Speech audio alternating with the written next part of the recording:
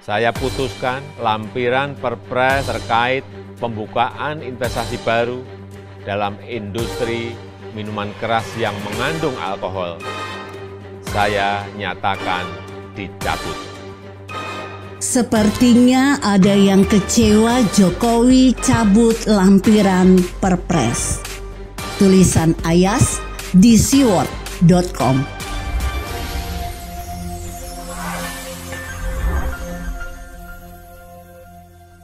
Sudah menjadi rahasia umum jika ada pihak-pihak yang begitu membenci Presiden Jokowi.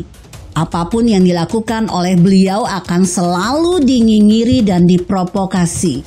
Kelompok ini justru tidak senang ketika beliau membuat kebijakan populis. Sebaliknya, akan sangat senang jika beliau membuat kebijakan tidak populis, apalagi seolah-olah menentang ajaran Islam. Sebab mereka punya kesempatan untuk menyerang beliau secara membabi buta.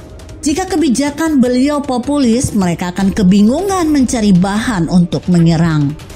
Seperti kita ketahui bersama, partai yang konsisten menyerang Presiden Jokowi adalah PKS. Alasannya mungkin karena tidak pernah diajak oleh beliau gabung di pemerintahan. Selain PKS ada juga ex-HTI dan ex-FPI yang membenci beliau. Untuk perorangan ada nama Rocky Gerung, Fadly John, dan Tengku Zulkarnain. Mereka adalah orang yang sangat konsisten menjelek-jelekan Presiden Jokowi. Sekilas mungkin mereka akan tampak gusar dan gelisah dengan kebijakan-kebijakan Presiden Jokowi yang dianggapnya tidak pro-rakyat dan anti-Islam. Namun kemungkinan besar mereka akan sangat senang ketika Presiden Jokowi mengeluarkan kebijakan yang tidak populis dan sekilas anti-Islam dan tidak pro-rakyat. Sebab mereka bisa menjelek-jelekan Presiden Jokowi sampai puas. Itu sudah menjadi hobi bahkan passion mereka. Saya kira mereka kecewa dengan keputusan cepat Jokowi mencabut lampiran Perpres nomor 10 tahun 2021. Sebab isu ini belum mencapai puncak, belum mencapai klimaks, malah dicabut. Jadinya berakhir dengan anti klimaks. Tagar dan stiker menolak legalisasi miras baru saja beredar. Belum banyak orang-orang yang ikut meramaikan tagar dan stiker tersebut.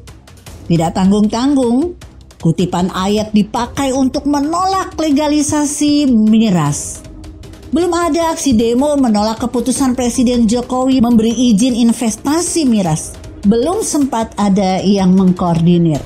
Mahasiswa yang biasanya mudah dikompori untuk demo sepertinya lagi disibukkan dengan pembelajaran daring. Belum sempat mengikuti perkembangan politik tanah air. Ibarat bunga layu sebelum berkembang. Ibarat ejakulasi dini, baru sebentar sudah muncrat. Ibarat pertandingan sepak bola belum selesai tapi sudah dihentikan. Saya melihat potensi kegaduhan yang muncul akibat Perpres memberi izin investasi miras sangat besar. Sebab miras itu sangat sensitif bagi mayoritas penduduk Indonesia yang beragama Islam.